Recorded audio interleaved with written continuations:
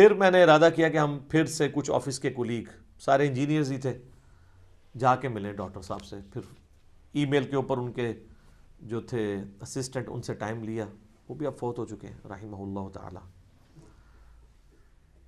تو بلکہ ابھی یہ آخری دفعہ جب میں غامدی صاحب کو ملنے گیا ہوں تو میں وہ ڈاکٹر سراج صاحب کے کمرے میں بھی گیا، جہاں جہاں ان سے ملاقات ہوئی تھی وہ ساری جگہ دوبارہ سے دیکھی. ایک بندہ ریکال کرتا ہے سارے. پھر ان کی قبر پہ بھی ہم گئے، وہاں جا کے بھی دعا کی. تو وہ ٹائم لیا تو 13 جون 2008 کو پھر ہماری ملاقات طے ہوئی جمعے کے دن، اور کہا کہ جی ہم آپ سے جو باتیں کریں گے ہم نے اس کو ویڈیو میں ریکارڈنگ میں لے کے آنا ہے.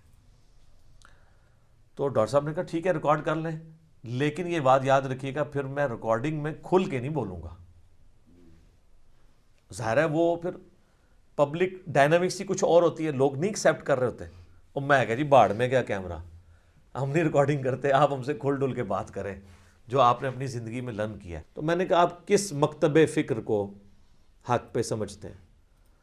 تو مجھے کہنے لگے جی قرآن و حدیث کی روح سے میں نے تو عقائد اور نظریات میں سب سے بہتر اہل حدیث کو پایا ہے. اچھا عوام الناس مشہور ہے وہ دیوبندی تھے، حالانکہ سب سے زیادہ پراپوگنڈا دیوبندیوں نے ان کے خلاف کیا. ڈاکٹر سراج صاحب رحمہ اللہ تعالی نے یعنی کہا کہ اہل حدیث بہتر ہے. اور پھر مجھے کہنے لگے لیکن ان میں ایک کمزوری ہے، ان کی ایک آنکھ بند ہے. ایسے مجھے آج تک یاد ہے انہوں نے، یعنی وہ ظواہر کے اوپر زیادہ توجہ دیتے ہیں کہ رفع الیدین اس طرح کرنا ہے تو ہاتھ یہاں باندھنے ہیں. جو دین کی روح ہے، جو اندر تڑپ ہے دین کے حوالے سے، وہ کمزوری وہ ہمیں نظر آتی ہے. آپ دیکھ لیں گے کہ تبلیغی سرگرمیوں میں ایون بریلوی بھی ان کو پیچھے چھوڑ گئے ہیں. دیوبندیوں تو پہلے ہی چھوڑا ہوا تھا، بریلوی بھی پیچھے چھوڑ چکے ہیں. کوئی وہ نہیں ہے تبلیغ والا درد کہ لوگوں کو نمازی بنایا یہ ہے. میں نے کہا جی آپ مقلد ہیں؟ تو ان کا نہیں میں تو کوئی مقلد نہیں ہوں، کتاب و سنت کو فالو کرنا چاہیے. تو میں نے کہا آپ نماز رفع الیدین سے پڑھتے ہیں؟ کہتے ہیں کبھی رفع الیدین سے پڑھتا ہوں کبھی بغیر. میں نے کہا کیوں؟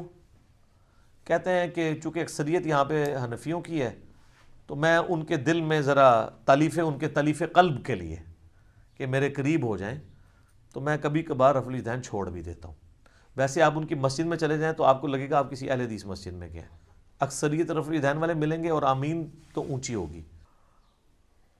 تو کہتے ہیں میں چھوڑ دیتا ہوں. میں نے کہا جی جب آپ خود مان رہے ہیں کہ کتاب و سنت کے قریب اہل حدیث ہیں تو پھر آپ فالو کیا کریں، آپ کیوں حنفیت کو فالو کریں؟ کہتے ہیں میں حنفیت کو نہیں فالو کرتا، امام حنیفہ کی جو فقہی چیزیں ہیں میں ان کی ریگارڈ کرتا ہوں. وہ تو ہم بھی کہتے ہیں کئی معاملات میں ہم ان کو سمجھتے ہیں کہ ان کا پوائنٹ آف ویو بہت اچھا ہے.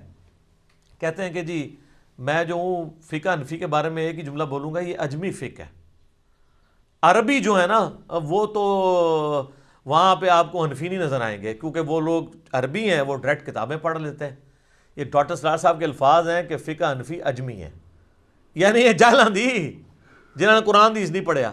خیر اب ڈاکٹر صاحب زندہ ہوتے تو ہم کہتے ہیں کہ آپ دیکھیں آپ کے جانے کے بعد ہماری اس پلیٹ فارم کی برکت سے کتنی بہار آئی ہوئی ہے، یہاں بھی عربیت ہو گئی ہے ماشاءاللہ، اجمیت ختم ہونی شروع ہوگی یہاں کی الحمدللہ.